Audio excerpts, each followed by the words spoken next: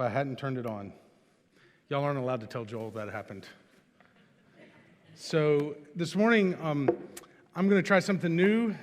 When I got here, the clicker for our stuff wasn't working, and so I heard a rumor that you could control it with the iPad, and so I'm going to try to do that, and we'll see how it goes. Whoop, there it is, it worked. So that's unbelievable. So I want to start off this morning with a disclaimer, and that is if you're visiting this morning, I'm sorry. We're going to talk a little bit how we as a church show hospitality and treat our visitors. And so there's a chance you're going to get people to say hi to you more this morning than any other time you could have come. But I want you to hang in there with us because I think it's an important topic, and hopefully if you are visiting, it'll show you a few things. It'll show you that we care about how we treat visitors, that we're a kind of church that thinks about that, and that we want to do better at that. And so hang in there with us. I think it'll be good. This passage that Gary read is an important passage to me because I think it shows something about the nature of Jesus and the story that Jesus is telling that I think is important for us to learn.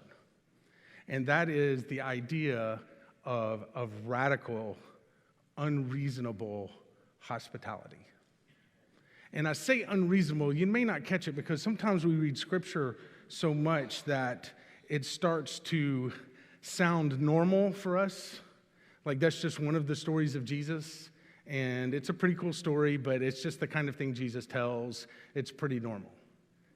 But for the original hearers and the original readers, this would have been a pretty radical story. And that's because so many times in the ancient culture, and especially in honor and shame cultures, you had this sense of status and station, and you controlled how holy you were and how holy you were perceived by the kind of people you hung out with and the kind of people you didn't hang out with.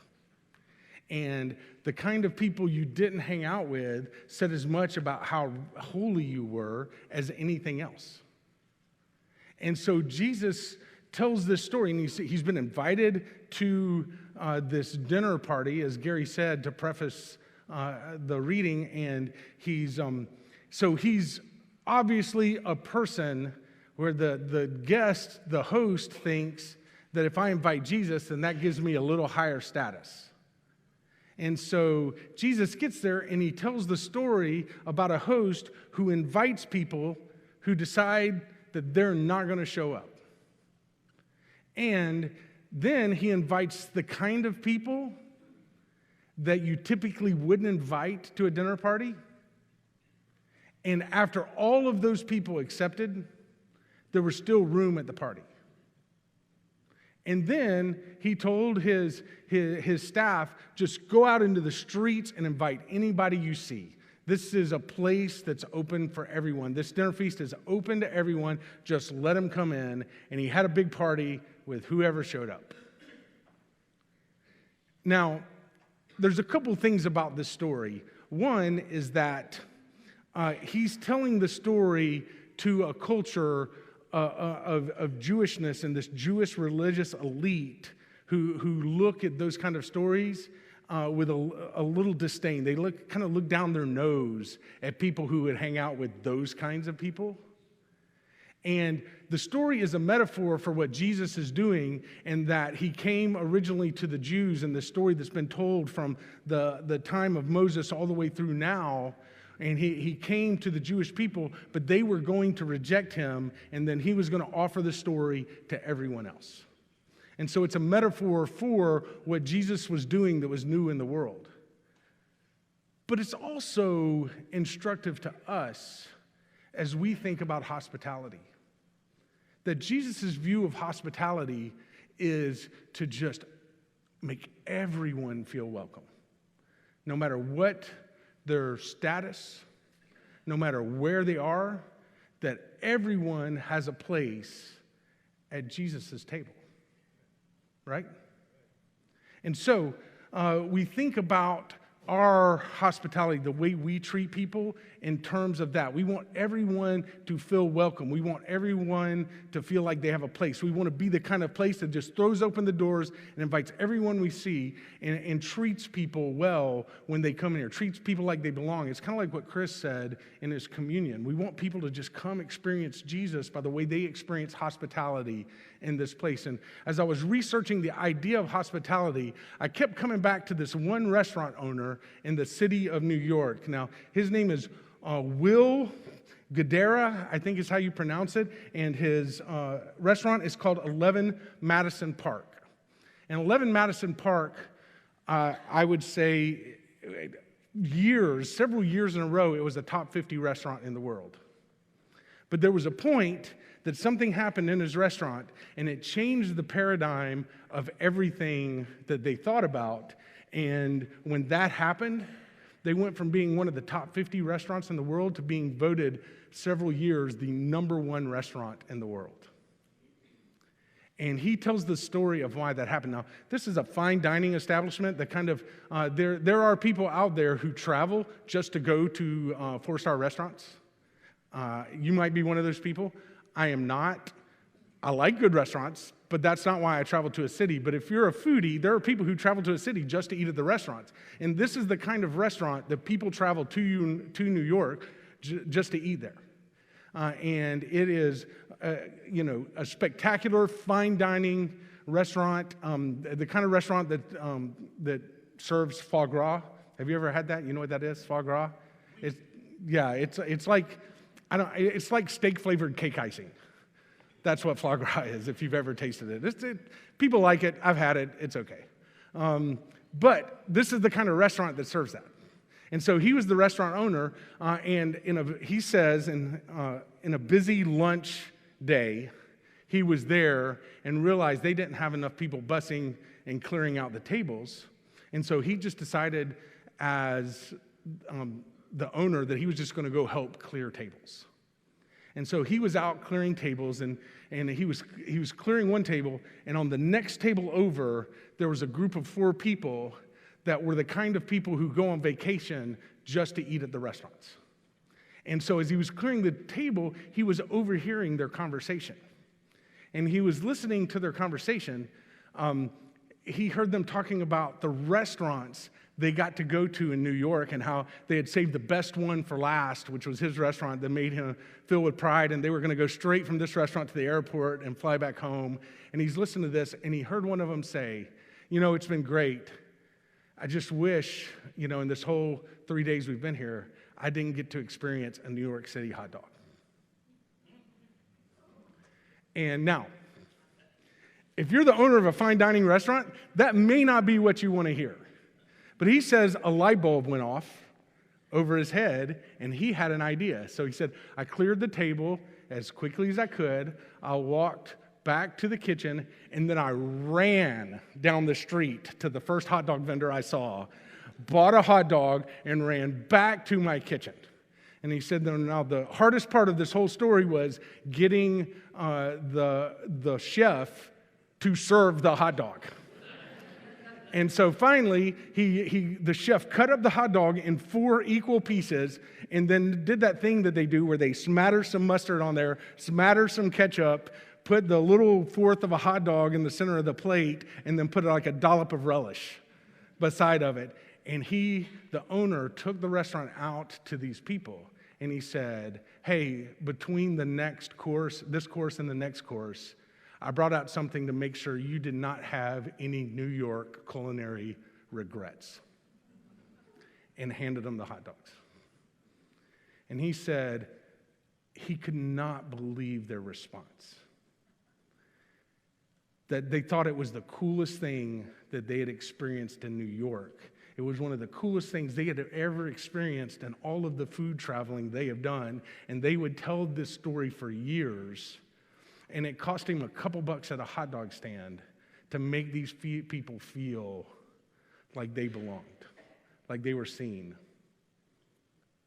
And this is what he said about it. It's an interesting quote. He said, see, that hot dog changed the way I approach restaurants from that point forward, because up until then, I had been so focused on excellence, on the little details that go into making a meal great, that somehow I hadn't realized something really important.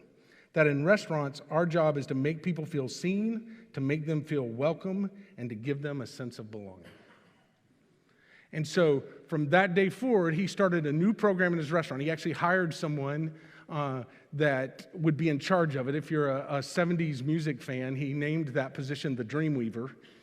And that person was in charge of listening to the people in the restaurant, seeing what would make their time there special, and then figuring out a way to make it happen.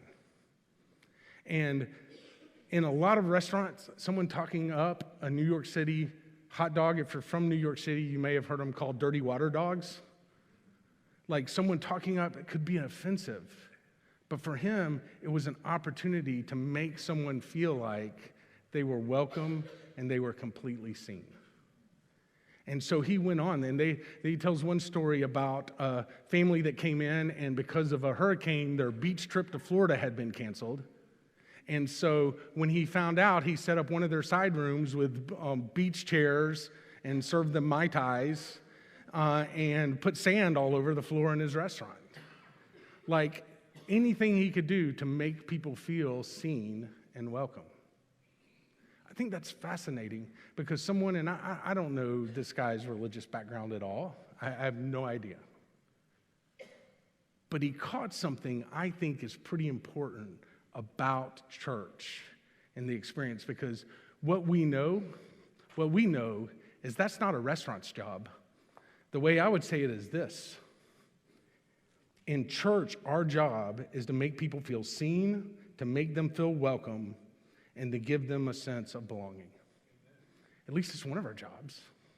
It's one of the reasons we come.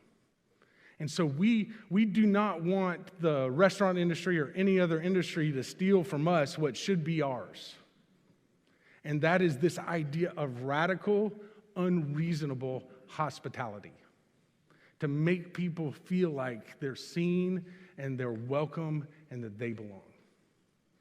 So I want to do something a little different this morning. Some of my friends who have been a part of our church for about a year, they're some of our newer members, and I asked them if they would talk to us this morning a little bit about how they experience hospitality. And so I am going to call up to the stage Emma and Kyle Tillian, and we're just going to ask them some questions. They moved here just over a year ago, and you guys come on up. I'll get the microphone.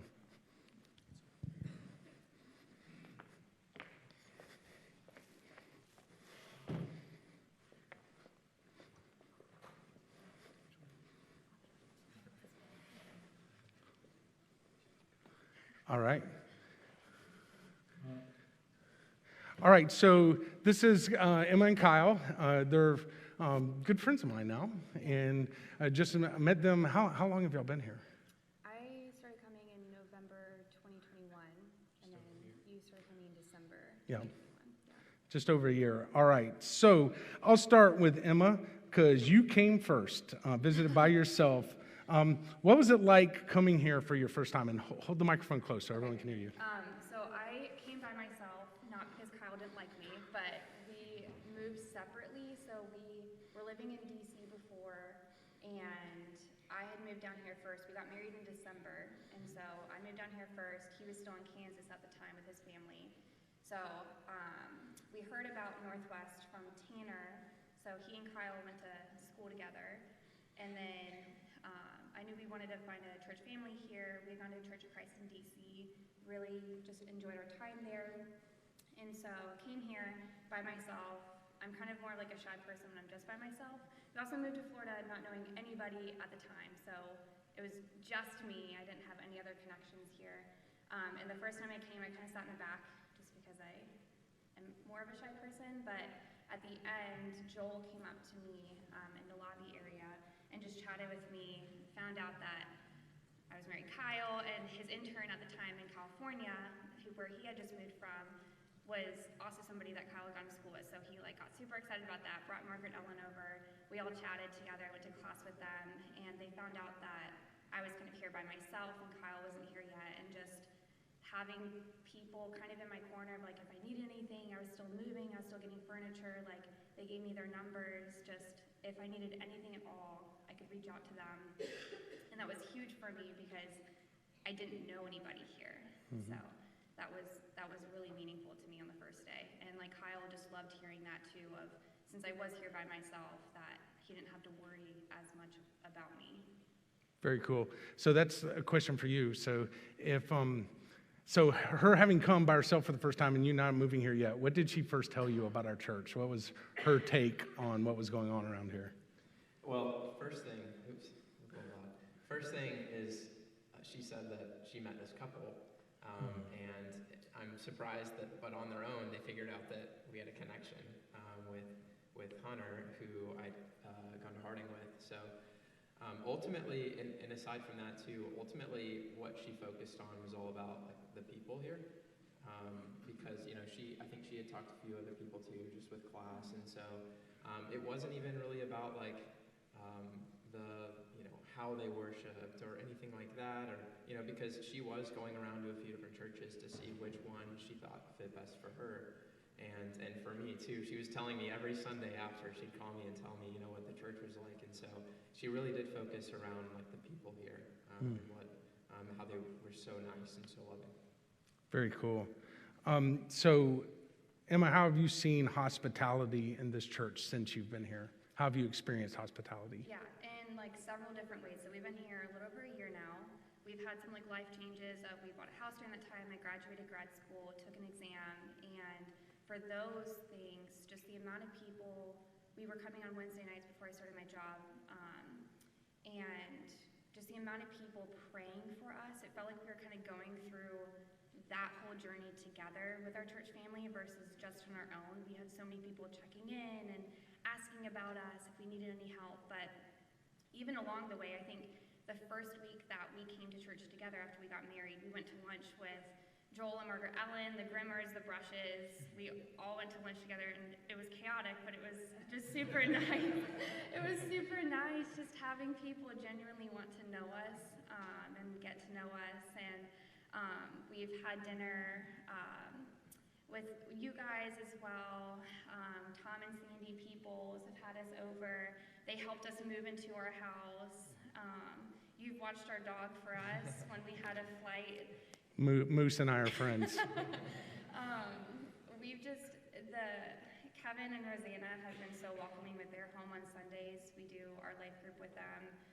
We borrowed a table from them for like 3 months and had leftovers while we were renovating our kitchen from them. It's just the amount of love and like different ways that we've, I don't know, just like the outpouring of love people have given us in so many different aspects of prayer, helping us in any way that they can, or just asking if we need help too is just so meaningful. Bob has lent us like 2 tools that we still have. He has plenty. It's so different how people show love towards us, but each way is so meaningful to us too. Very cool. So Kyle, what was the deciding factor in choosing this to be your church home and be your church family? I think there were 2 big factors. The first is kind of what we've talked about so far. It was really the community. It was the people, because every week that we were here, before we really decided, this is where we're going to go, there were always someone new coming up to us and people who would recognize us from the weeks before. Everyone was always super friendly and just making sure that we felt seen. And I didn't know exactly, how you were going to, present this morning, but like we really did feel seen because every week someone was coming up to us and making sure that we were just, sometimes it was saying, are you going to class?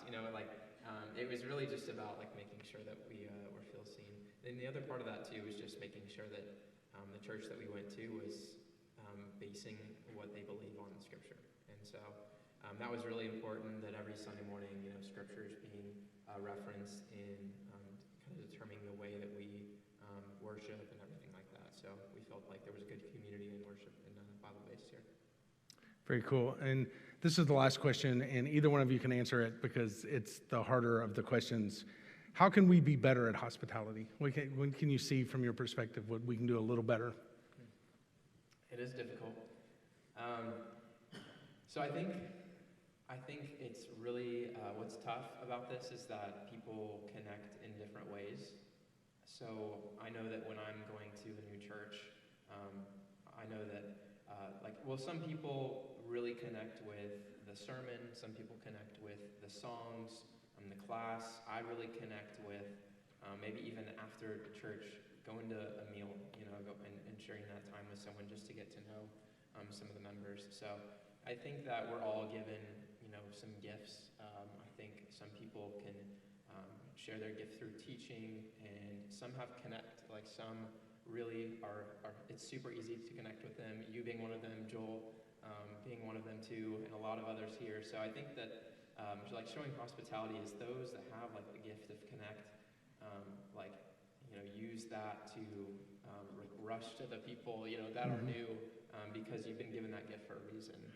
And I think the other aspect of that too is that people come from all different backgrounds, looking for a new church. Some have been growing up in the church, others have maybe never been or haven't been in years. And so I think we just need to not put making sure that we're not putting pressure on them, making sure that we just kind of meet them where they're at in their spiritual journey. And the last thing about this too is I loved Joel, what he said a few weeks back about not necessarily just making sure that our number one focus is to get them to attend this church, but more about let's just making sure that they find a community for them that fits them the best. Oh, that's awesome. Thank you guys so much. Let's give them a hand for being a part of this. Thanks, Sean. Now, I asked them because I knew they were one of our success stories. They're here and they stayed with us and have just become a part of our family. But to be just perfectly candid, not everybody has that experience. And part of what we want to do is to make sure that experience is normative across the board, that people feel welcome and feel loved. And so I just have a few suggestions about this as we close our time together this morning about how we can do that better. And after that, we will go back to worshiping God and greeting our visitors after church. The first suggestion is to be open to conversations. When you come being open to conversations, be open to conversations with people that you don't know as well. Because it's very easy to come into church and just talk to the people that we already know and talk to the people that we're already comfortable with. And one of the ways we can live into this passage that Gary read was to, in our hearts, throw open the door to anyone who comes in, that all are welcome, all are valuable to God and to us, and to be open to having conversations with people as they come. The second one is a quote attributed to Walt Whitman, which is, be curious and not judgmental. And I say attributed to Walt Whitman because no one can ever find where Walt Whitman actually said that or wrote it.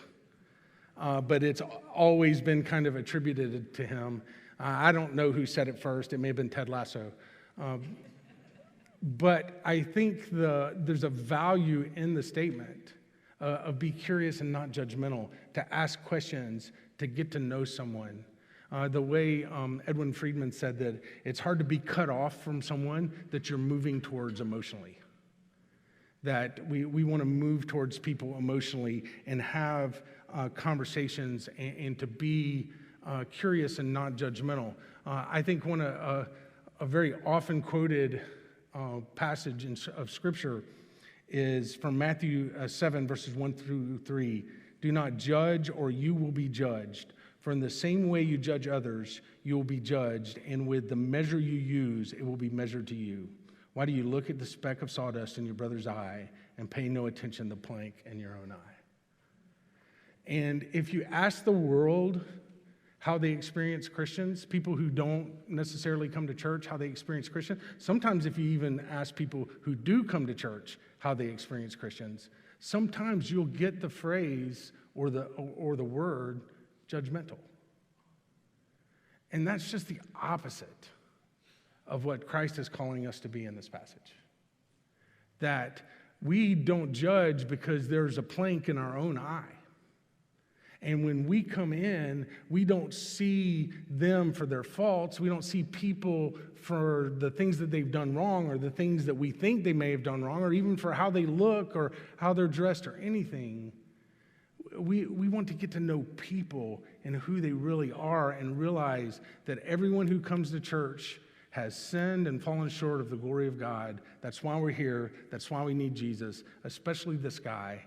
And our job is not to judge, but to love and to be curious and to get to know people for who they are. And the more you get to know people, the less judgmental you become.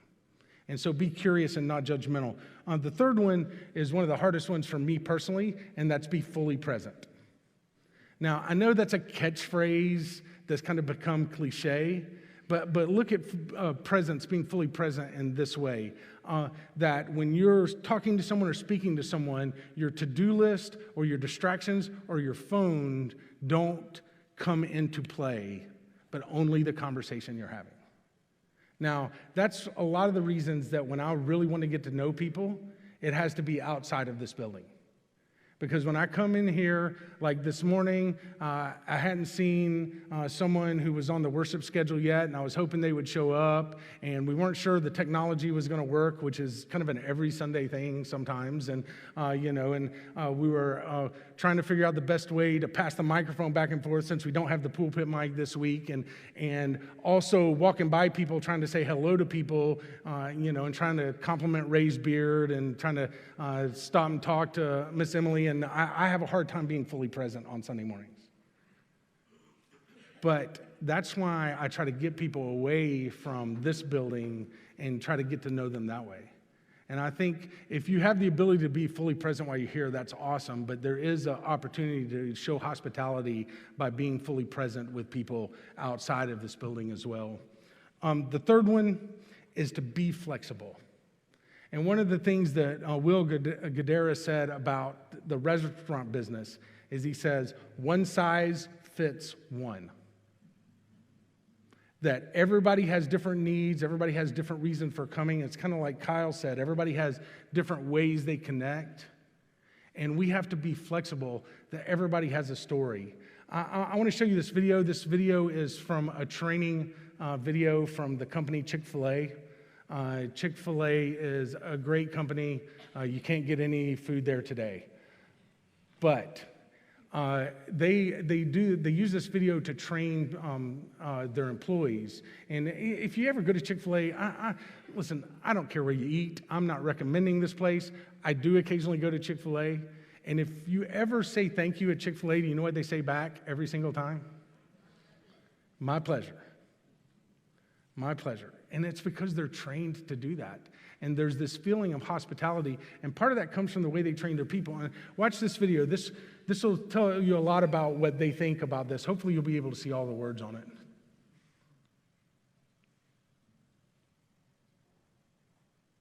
Well.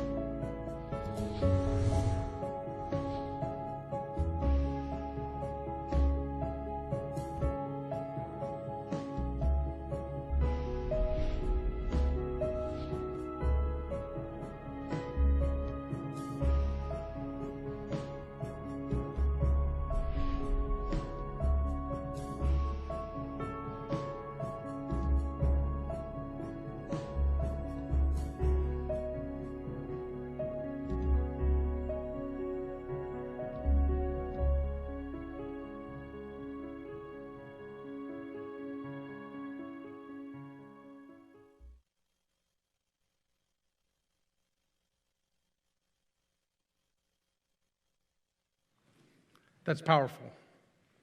And it's true. That's one of the things that I think will help us be hospitable, is if we realize that everyone comes in here, whether one of our members or one of our visitors, someone we haven't seen in a long time, or someone that's here every time the doors are open. Everyone has a story. And we may not know that story fully without asking, but everyone has a story. And part of our job is to make people feel seen, to feel like they belong. The last thing is this.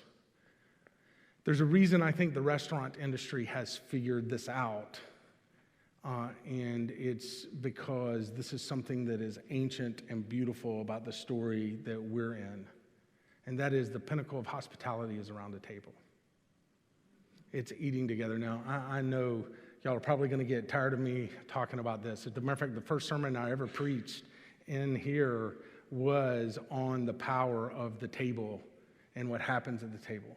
That's why we have communion every Sunday, because at the Lord's table, everyone's welcome.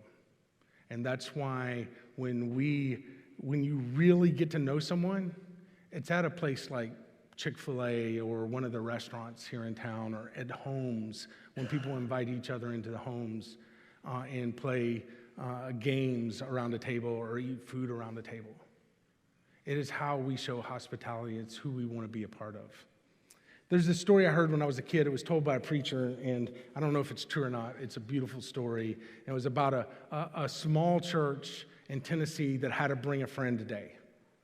And for some reason, this church got so excited about the Bring a Friend today that they filled up this little church building. They were having to bring in chairs from the fellowship hall and set them down the aisles, and having to have conversations that you want to have at church about fire code and about how many people we can actually stuff in here. And as church was starting, and some of the members were giving up their seats and just standing in the back, and church was starting, and there was a guy who came in off the streets, and nobody knew who had invited him, but he looked like the kind of person who probably hasn't gone to church a lot, may have even looked like the kind of person who's experienced homelessness. And he came in, burst through the back door, and then realized there's no place to sit. And so all of a sudden, what was going on up in front of the church was less interesting than whether or not this guy was going to find a place to sit. And finally, he just gave up, walked all the way down to the front, and sat right in the front. And everyone said it was a little awkward, but didn't know what people were going to do, but kind of went on with worship. And one of the deacons saw what happened and started walking down looking for where the guy had landed. And then all of a sudden, what was happening up in front wasn't as interesting as what the deacon was going to do. And so the whole church was watching the deacon to see what was going to happen. And almost everybody was thinking that deacon's going to either ask him to move to the back or find another seat or do this, and we're just going to kind of watch this happen. And that deacon walks all the way to the front and sits down with the man on the floor. I love that story. I don't know if it's true. I hope it's true. It might be just a preacher story. I don't know. But it does illustrate what we want to do, the kind of radical hospitality we're talking about, is that we meet people where they are. And if the amazing thing about church is we have the most important power in the universe, and that is the love of God as displayed through his son, Jesus Christ. As God our Father and Jesus our brother, and we have each other to show each other that love and power. And we have that. But I think for our visitors, the people who come in to this church, for them to experience God's love, sometimes they have to experience our love first. And that's the kind of church we want to be. This morning you have an opportunity to respond to the invitation of the Lord. You can do so if you want to become a Christian, or you want to be a part of this family, or you just want prayers from one of the elders. We'll have a couple elders up front to take those prayer requests, and the rest of us will worship together as we stand and sing.